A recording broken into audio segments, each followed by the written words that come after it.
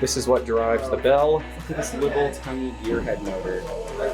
That's what drives the actual clock. There you go. We can turn off the time for the city of Bartow. Full battery backup, capacitor. That cable runs up to the bell.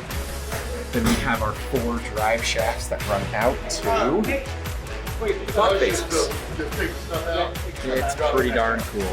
So how do you actually repair old, I think this is an hour hand.